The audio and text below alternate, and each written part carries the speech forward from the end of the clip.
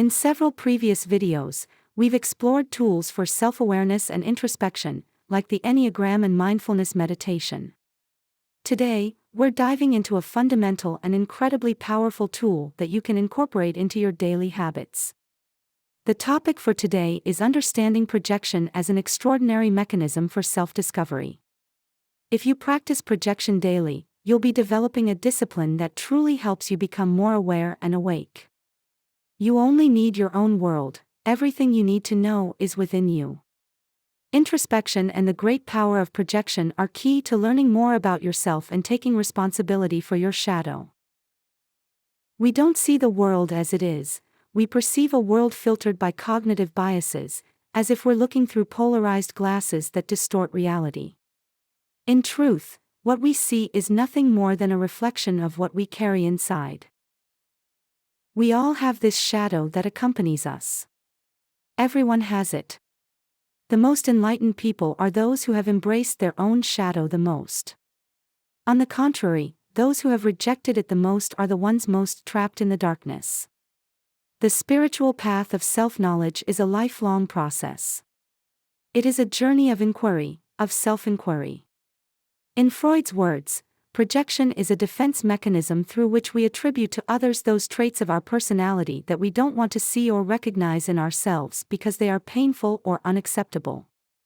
Well, then we understand that it is essential to take responsibility for this unconscious shadow and that we cannot afford to let it act impulsively. We know that mastering our minds is mastering our lives. What we deny, what we reject, will continue to be projected throughout our lives until we understand and accept it. This is precisely what Jung said, what you don't make conscious, manifests itself as fate.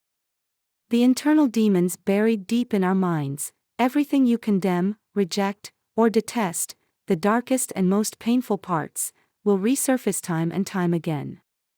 Even normal, neutral situations can trigger a latent conflict within you, making you impulsive, aggressive, and causing the conflict to explode. In the videos related to the Enneagram and the anatomy of the mind, the ego, the self, and the shadow, you can learn more about this. I'll leave the distribution list in the description. Proactively, we must understand that just as darkness is a deficit of light, open a window, let the clarity in, and the darkness will disappear. Defects are areas for improvement, deficits of potential qualities. Tell me your defects, and I will tell you your virtues in potential. The person who experiences anger often gets really upset and suffers from a deficit of serenity, an unilluminated area within themselves. Their true strength lies in serenity. By illuminating this area, they can transform their anger into peace and light, instead of remaining enslaved by it. The darkness, traumas, fears, what we reject, shames. We condemn it, reject it, cover it up. No matter how obvious it may be to others, we don't see it ourselves.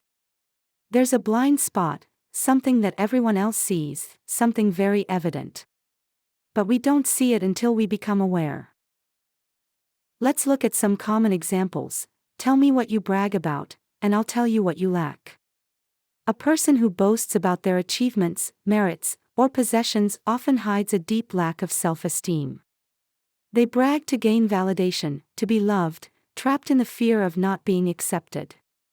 So, let's not judge, because we don't know the personal hell others are living through. For example, traditionally, type 1s of the Enneagram, the reformers, get stressed when interacting with careless, disorganized people who lack the diligence and care to do things properly. This agitation in response to disorder, what does it say about ones? Disorder is very annoying for some, and not a problem at all for others. What happens to many ones with disorder? Should I relax a bit? Am I too much of a perfectionist?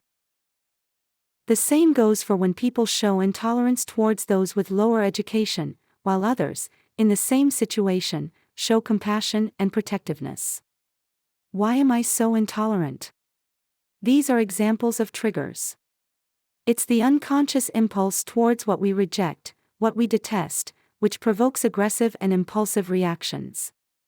Should I be more compassionate, patient, tolerant? Do I lack self-esteem or wisdom? The most important relationship in our lives is the one we have with ourselves. The key to inner strength is our inner dialogue. Master your mind, master your life. The most conflictive person in our lives is ourselves. We beat ourselves up, self-sabotage, with constant bombardment of reproaches. The ego industry is massive, built on false beliefs such as the idea that we need a fabulous body to feel accepted and loved. As a result, we suffer because we gain weight, we age, all while comparing ourselves to those who have these so-called fabulous bodies. Shakespeare said, "All the world's a stage." The word persona in Greek means mask. It refers to the mask we put on to act and relate in society. We have an identity, the ego, and the persona is the facade we wear to face different social situations. Then, there's the shadow we don't recognize. Dirty laundry is washed at home. We put on the mask of the ego in society, as a defense mechanism. Let's go back to the shadow. What is often behind, for example, homophobic people? A trauma, a wound, something painful. Many times, another homosexual person acts as a trigger. A mirror to a person who projects the reality of their own condition that they reject. It activates the trauma and provokes an impulsive reaction that can even be aggressive, irrational as a consequence of the lack of acceptance of their own condition. Everything you need to know is within you. You just have to pull the thread. We often talk about internal demons, wounds, and unresolved traumas, how we, as traumatized adults, are shaped by a process of socialization in a cultural and family context. In the same way, there will be unknown potential, unexplored or unexploited, that surfaces in the form of envy, admiration, great curiosity, or interests in certain things or people. Use this mechanism to your advantage to discover yourself. Every time you detect a trigger in your life, both positive and negative, pull the thread. What's behind it? Use the reality and the people you interact with as mirrors that project your inner reality. Let them help you discover what's inside you, deep in your soul, to make your dark side conscious. You're going to be confronted by people and situations as a consequence of what's inside you. If something doesn't trigger you, if it doesn't reveal itself as a trigger, then there's nothing to explore there. The Enneagram is an excellent tool that acts as a personality map and uses your intuition as a compass on your spiritual journey. I'll leave the link to the distribution list of related videos in the description. Relationships, reality, your partner, family, friends, co-workers, they are spiritual teachers who act as triggers. They serve as mirrors through which you can project your dark side. Proactively, to get to know yourself, use this tool daily. Instead of being reactive and slaves to external stimuli with egocentric reactions, take control and use these triggers as opportunities for self-awareness. So, if you suffer from low self-esteem, this can be projected in your relationship with your partner, resulting in jealousy or insecurity. Your shortcomings and defects will make you attract people and situations in line with those deficiencies. And this is how you'll observe patterns. You'll keep stumbling over the same stones. You attract abusers, narcissists, until you heal, until you illuminate your shadow. As long as you don't, you'll continue attracting into your life what you don't want. We project our internal demons unconsciously in these relationships and exaggerate them. Resentment, anger, and envy will always harm you. It's like drinking a glass of poison and pretending the other person will die. Therefore, what bothers you most about the other person is exactly what you need to understand in yourself and accept as a human quality. But if we become aware, we realize that for others, these things aren't as bothersome. The same people or events that trigger us don't affect others the same way. A flaw we see in someone can be exaggerated to the point where it stresses us out, causing us deep pain. Therefore, Projection is an unconscious mechanism that is triggered when there's a trait or characteristic of mine, something about my personality, that I'm not aware of. We don't get in life what we want, but what we are. If you're tired of fooling yourself, ask, why do I attract this over and over again? If you constantly experience a lack of respect, ask yourself if you properly value and appreciate yourself. If you don't act with self-love, you'll keep attracting situations that reflect that inner disrespect. Or why do you allow people to meddle in your life, make decisions for you, manipulate you, and so on? If you feel overlooked, left out, disrespected, or not accepted for who you are, you should ask yourself if you are in the right environment. As a seed, have you placed yourself in the ideal environment for germination? Or perhaps the problem is another. Are you the one who disregards or is disrespectful towards others? The best moment to start is here and now. When there is understanding, there is learning. Ask yourself, why have you chosen this partner or this job? What do you need to learn? To what extent are you doing things you don't want to do or engaging with people you don't want to engage with? The most challenging person in your life is yourself. We don't attract into our lives what we want but what we are. We draw in both what is similar to us and what complements us. But inevitably, we will stumble over our inner demons time and time again until we bring them into consciousness. However, if we are proactive, the triggers and obstacles we encounter become opportunities. Once again, we recall Epictetus, everything depends on you, for it is the mind that shapes your perception. You do not react directly to anything, but rather to your own interpretation of it, and that interpretation becomes the justification for your reactions. That's why it's so important to deeply analyze the motives that keep you living experiences you don't want, telling yourself stories to justify enduring situations you don't desire, painful experiences, or a complicated relationship. Stop believing the stories you tell yourself.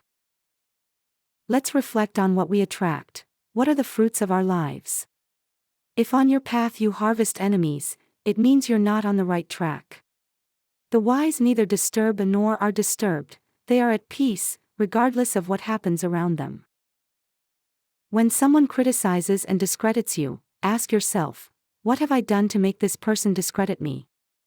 Does it affect or bother me? Analyze whether you're part of the problem, or if this person is truly irrelevant, offering no valuable insight on your spiritual path. Be cautious, often, the problem may not lie within you. Develop the ability to have discernment. Having discernment means being able to filter through the information you receive, knowing which is accurate and which is not.